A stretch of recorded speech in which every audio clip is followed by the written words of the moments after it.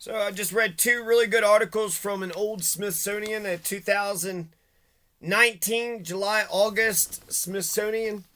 A lost work by Langston Hughes. In 1933, the Harlem Renaissance star wrote a powerful essay about race. It's never been published in English until now.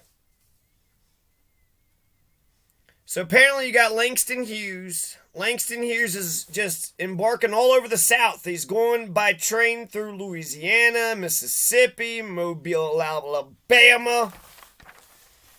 And he's with his buddy. He's got a pistol, and it's just him, and they're just kind of, doing their motorcycle diaries, checking out the South and seeing what's really going on, right? You hear a lot of talk in the North, but what's the real deal?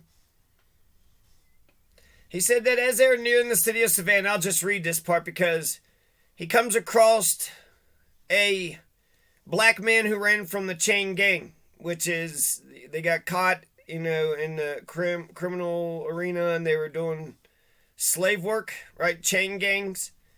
Isn't that what a chain gang is? But it's worse than just prisoner work. They also were, black in America, so they were prisoners. And okay, so these pictures. Let me show you these pictures, just to give you a sense of what a chain gang is.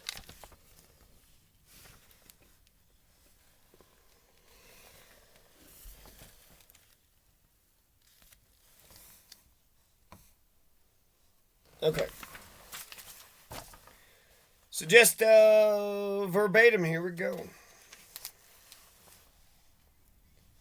After sundown in the evening dusk, as we were nearing the city of Savannah, we noticed a dark figure waving at us frantically from the swamps at the side of the road. We saw that it was a black boy. "Can I go with you to town?" The boy stuttered. His words were hurried as though he were frightened, and his eyes glanced nervously up and down the road. "Get in," I said.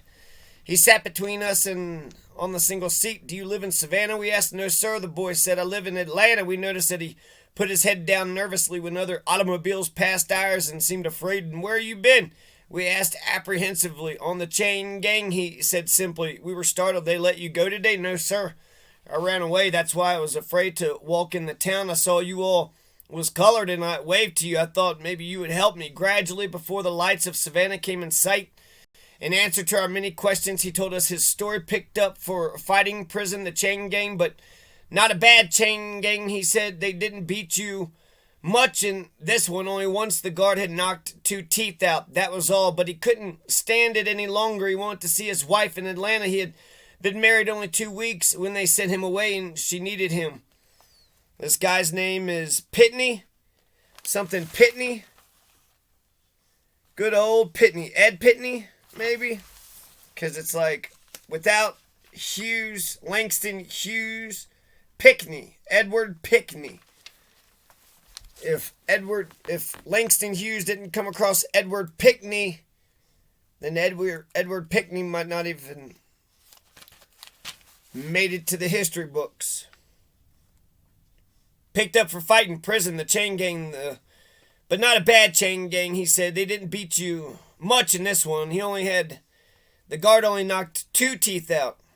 A colored preacher gave him clothes. Now for 2 days, he made it to the swamp. A colored preacher gave him clothes. Now for 2 days he hadn't eaten. He was just running. He had to get to Atlanta. But aren't you afraid?" we asked. "They might arrest you in Atlanta and send you back to the same gang for running away." "Atlanta is still in the state of Georgia. Come up north with us," we pleaded. "To New York, where there are no chain gangs and Negroes are not treated so badly. Then you'll be safe." He thought a while. We assured him he could travel with us. He could hide him in the back of the car where the baggage was, and he'd work in the north and send for his wife. He agreed slowly to come. "But ain't it cold up there?" he said. "Yeah." "Yes," we answered. In Savannah, we found a place for him to sleep and gave him $50 for food. "We will come for you at dawn," we said. But when in the morning we passed the house where he had stayed, we were told that he had already gone before daybreak. We did not see him again. Perhaps the desire to go home had been greater than the wish to go north to freedom, or perhaps he had been afraid to travel with us by daylight, or suspicious of our offer, or maybe ... And apparently that story has never been published until 2019. It was published in Russia. And it's Langston Hughes. Langston Hughes, he's famous for the raisin. Does it dry up like a raisin in the sun, or does it explode? Does it explode? So that happened in the summer of 1927. 1927. And this other article is about vanilla and chocolate being indigenous to the Americas. Just like potato, tomato, corn, quinoa, sunflower, white sage, winter green.